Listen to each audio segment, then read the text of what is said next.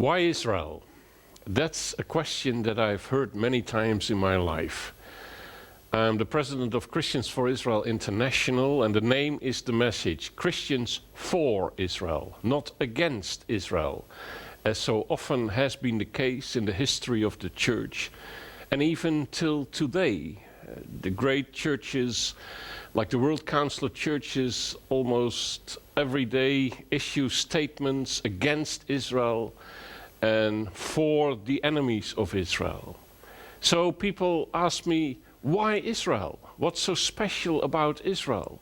The church has been teaching for centuries that God had done with Israel. It was all over for Israel. When they said no to Jesus, God said no to the Jews. That was the teaching of the church. And for centuries, the Jews were persecuted all over the world. And all kind of atrocities happened, also and especially in the lands of Christendom.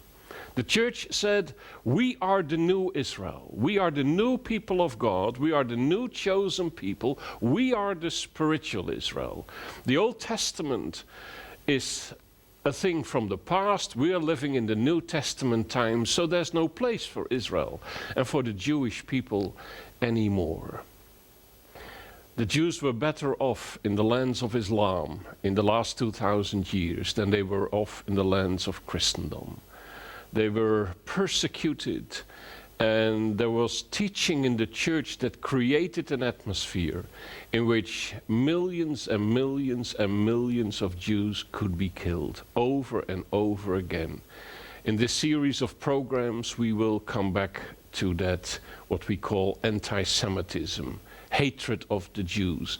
And there's a lot of Christian anti-Semitism, Christian hatred of the Jews as well.